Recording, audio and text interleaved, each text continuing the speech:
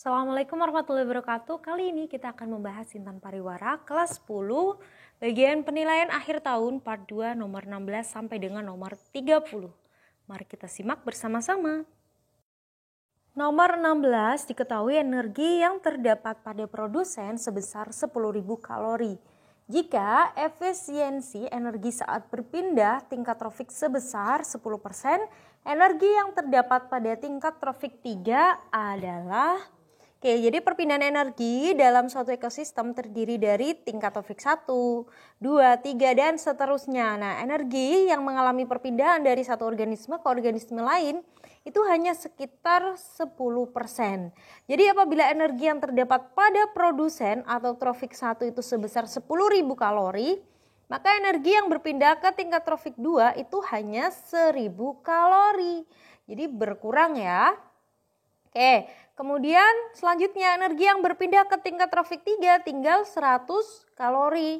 Ke tingkat trofik 4 10 kalori. Begitu seterusnya. Atau cara gampangnya kalian tinggal kurangin nolnya. Oke, cara gampangnya tinggal kurangin nolnya. Nah, yang ditanyakan di soal di sini tingkat trofik 3. Kalau trofik 1 10.000, trofik 2 1.000, berarti trofik 3 adalah 100. Jawabannya yang D. Nomor 17, perhatikan jaring-jaring makanan berikut. Apabila terjadi keterbatasan sumber makanan, kemungkinan akan terjadi interaksi kompetisi antara kompetisi itu dilakukan antara dua makhluk hidup yang memiliki kebutuhan atau kepentingan yang sama. Nah, dilihat dari jari-jari makanan pada soal, kompetisi ini bisa terjadi antara ulat dan belalang. Kenapa? Karena mereka merebutkan makanan yang sama, yaitu berupa tanaman merebutkan tanaman sawi. Atau bisa juga terjadi pada burung serigunting dan juga perenjak yang merebutkan makanan berupa belalang sembah dan juga belalang yang biasa. Oke, jadi di sini jawabannya adalah yang E, ulat dan belalang. Nomor 18, seorang peneliti melakukan pendataan terhadap jumlah organisme dalam suatu ekosistem. Organisme dalam ekosistem tersebut terdiri atas organisme V, W, X, Y, dan Z. Kepadatan organisme V, W, X, Y, Z secara berurutan adalah 8 individu per meter, 1 individu per meter, 175 individu per meter, 27 individu per meter, dan 82 individu per meter. Nah, berdasarkan uraian tersebut, pernyataan yang tepat mengenai piramida jumlah adalah, bisa kita lihat ya, piramida jumlah itu kan organisme tingkat trofik 1 biasanya paling melimpah. Sedangkan organisme tingkat trofik 2, 3, dan selanjutnya itu rata-rata semakin berkurang. Jadi bentuknya seperti bentuk piramida. Dia yang paling bawah itu adalah bagian produsen. Karena trofik 1 kan produsen itu paling banyak. Berarti ini urutannya yang paling bawah atau produsen itu dimulai dari X. Karena X kan jumlahnya paling banyak di sini ada 175. Kemudian baru organisme Y di atasnya lagi setelah X, kemudian organisme Z, baru organisme Y, setelah itu V, dan yang terakhir di puncak paling atas itu adalah organisme W karena dia paling sedikit jumlahnya. Hanya terdiri dari satu individu. Oke, jadi jawabannya di sini adalah yang E. Organisme X menempati dasar piramida karena dia paling banyak dan produsen. Nomor 19, perhatikan skema siklus biogeokimia berikut. Berdasarkan siklus tersebut, peran organisme yang ditunjuk oleh huruf X adalah, dari skema siklus biogeokimia pada soal ini menunjukkan gambar dari siklus fosfor ya.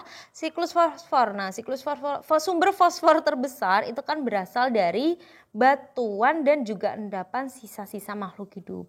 Nah, sumber ini lambat laun akan mengalami pelapukan dan erosi. Bersama dengan itu, fosfornya akan dilepaskan ke ekosistem. Tapi, sebagian besar senyawa fosfor itu hilang ke perairan dan diendapkan kembali. Nah, daur fosfornya dimulai ketika fosfat anorganik yang berada di dalam tanah diserap oleh tumbuhan. Hewan yang memakan tumbuhan akan memperoleh fosfor dari tumbuhan yang dimakannya. tumbuhan atau hewan yang telah mati ataupun sisa ekskresi hewan berupa urin yang berada di dalam tanah akan diuraikan oleh bakteri pengurai yang ditunjukkan oleh huruf X. Jadi di sini huruf X adalah bakteri pengurai. Dengan demikian bakteri tersebut berperan sebagai pengurai fosfat organik menjadi fosfat anorganik. Oke, maka jawabannya di sini adalah B. Nomor 20, perhatikan siklus biogeokimia berikut.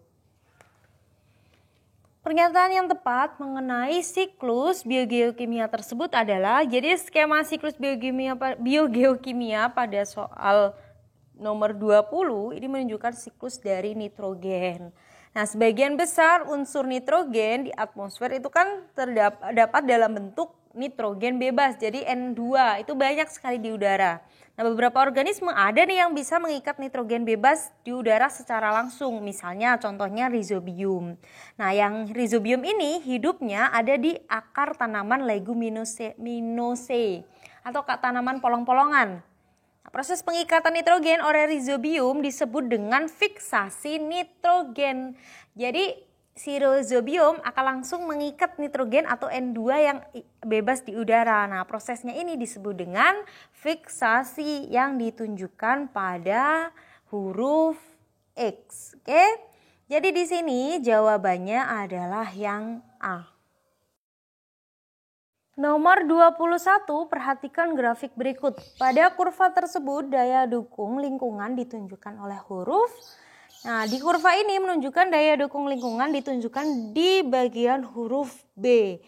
Terlihat nih dari kenaikan jumlah populasi yang terjadi. Ketika populasi melampaui garis B atau daya dukung lingkungan itu tadi, maka jumlah populasi tersebut akan turun kembali. Jadi kalau udah mentok dia akan turun kembali karena lingkungan sudah tidak mampu memenuhi kebutuhan hidup organisme yang ada di dalamnya.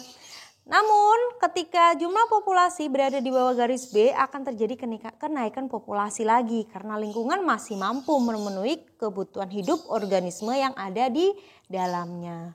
Oke, jadi di sini jawabannya adalah yang B. Nomor 22, perhatikan indikator-indikator pencemaran lingkungan berikut. Indikator pencemaran lingkungan secara biologis ditunjukkan oleh angka. Jadi indikator pencemaran secara biologis itu kan indikator yang berasal dari makhluk hidup yang ada di suatu lingkungan. Contohnya nih, adanya cacing tanah, kemudian lumut kerak, dan juga mikroorganisme. Kenapa bisa? Karena cacing tanah kan digunakan sebagai indikator adanya pencemaran tanah. Sedangkan lumut kerak itu menandakan bahwa suatu wilayah tersebut ini pencemaran udaranya masih rendah. Sedangkan yang mikroorganisme, jadi ketika konsentrasi zat kimianya terlalu tinggi, maka organisme yang ada di lingkungan tersebut tentu saja jumlahnya akan berkurang. Oke, jadi di sini jawabannya adalah yang C, nomor 1, 5, dan juga nomor 6. Nomor 23, pada suatu ekosistem perairan terdapat beberapa jenis organisme antara lain ada remis, ikan tawas, kepiting, burung raja udang, dan juga alga. Apabila lingkungan di sekitar perairan tersebut tercemar oleh pestisida, akumulasi bahan kimia tertinggi terdapat pada organisme yaitu. Jadi di sini sudah pernah ya muncul soal seperti ini. Kalau ada penggunaan pestisida, maka yang paling tinggi jumlah pestisida di dalam tubuhnya adalah tingkat trofiknya yang paling atas atau yang paling puncak di sini ya. Nah, kan di sini ada organisme apa saja? Dimulai dari alga kan? Alga kemudian dimakan oleh remis. Berarti alga di sini trofik 1, trofik 2-nya ada remis, trofik 3-nya kepiting. Trofik 4 ikan tawas dan trofik 5-nya adalah burung raja udang. Jadi yang di tubuhnya terakumulasi paling banyak pestisida itu adalah burung raja udang. Jawabannya yang E. Nomor 24, karbon monoksida merupakan salah satu emisi gas kendaraan bermotor. Gas tersebut sangat berbahaya bagi tubuh karena apabila terhidup dalam konsentrasi yang tinggi akan menyebabkan. Jadi gas CO ini adalah hasil dari pembakaran yang tidak sempurna dari mesin kendaraan bermotor.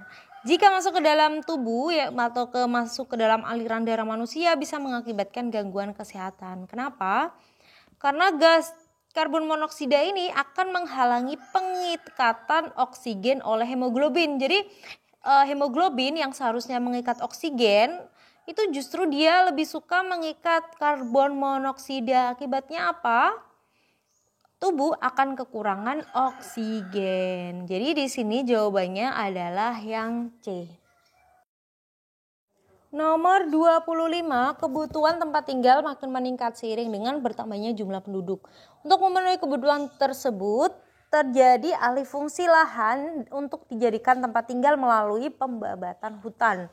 Tindakan tersebut dapat berdampak buruk bagi lingkungan karena jadi hutan kan banyak ditumbuhi oleh tumbuhan yang berperan sebagai penyerap gas CO2 yang ada di lingkungan.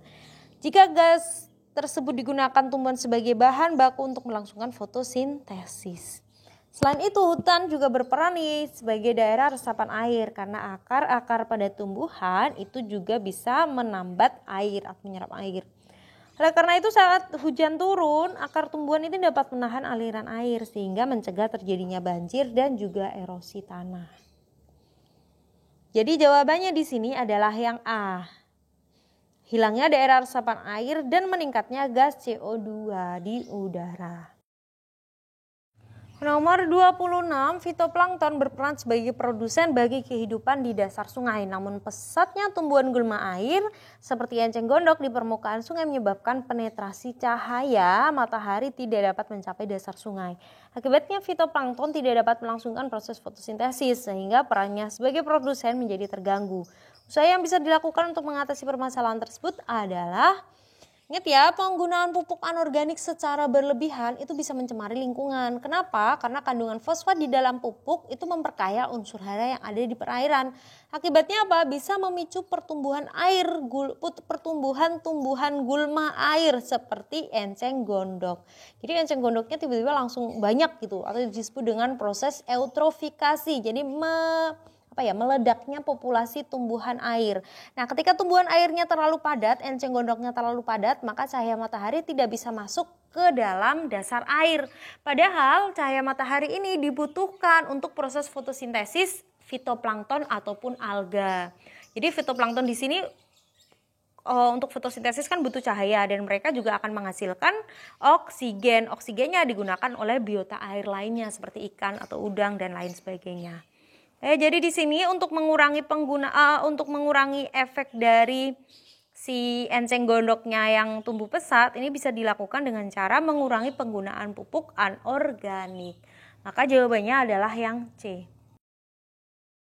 Nomor 27, salah satu usaha yang dapat dilakukan untuk mencegah terjadinya pencemaran udara adalah kalau untuk mencegah pencemaran udara, contohnya di sini mungkin kita bisa ambil adalah gas karbon dioksida atau CO2.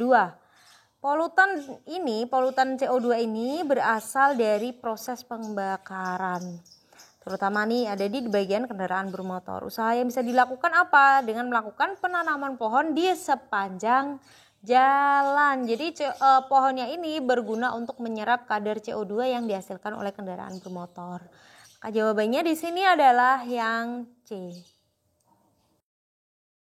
Nomor 28, salah satu polutan penyebab pencemaran udara adalah gas klorin. Upaya yang bisa dilakukan untuk mengurangi konsentrasi polutan tersebut adalah gas klorin ini kan gas yang dihasilkan dari gas CFC yang mengalami penguraian oleh sinar ultraviolet di atmosfer. Ingat-ingat ya. Jadi klorin ini berasal dari penguraian CFC oleh sinar ultraviolet. Untuk CFC sendiri itu dihasilkan dari kegiatan industri manufaktur pendingin atau industri pendingin seperti AC, lemari es, dan lain-lain.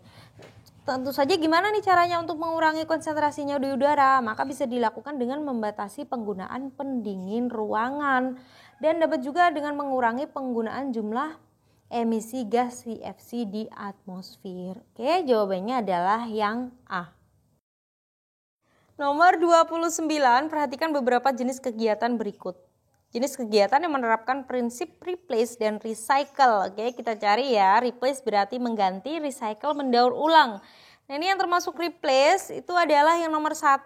Rangga membawa botol minum agar dia tidak membeli minuman kemasan. Sama nomor 3 nih replace, memilih membawa kotak makan sendiri daripada membeli makanan di luar. Sedangkan untuk recycle, mendaur ulang, contohnya adalah nomor 4, mengolah limbah pabrik gula menjadi pupuk organik. Dan juga nomor 5, sebuah pabrik pelebur botol plastik bekas menjadi mainan anak. Jadi botol plastik bekasnya digunakan untuk mainan anak. Ini masuk ke dalam recycle. Maka jawabannya di sini adalah yang A. Terakhir nomor 30, kontaminasi bakteri E. coli dalam air minum memberikan pengaruh buruk bagi kesehatan karena dapat mengakibatkan penyakit diare. Adanya bakteri E. coli dalam air minum menunjukkan bahwa air tersebut sudah tercemar. Salah satu upaya yang tepat dilakukan untuk mencegah terjadinya pencemaran tersebut adalah, jadi bakteri E. coli ini berasal dari mana? Berasal dari tinja yang terapung di dalam septic tank. Nah, septic tank yang buruk itu bisa menyebabkan air tinjanya merembes keluar. Sebagian bakteri E. coli yang belum mati akan bergabung ke air tanah dan sumber-sumber air seperti sumur dan lain-lain. Jika jarak septic tanknya terlalu dekat dengan lokasi sumur, maka bisa mencemari sumur tersebut. Nah, maka di sini caranya adalah dengan memberikan jarak yang cukup jauh antara septic tank dengan lokasi sumur. Jawabannya adalah yang D. Sekian pembahasan kita kali ini, semoga bermanfaat. Terima kasih. Wassalamualaikum warahmatullahi wabarakatuh.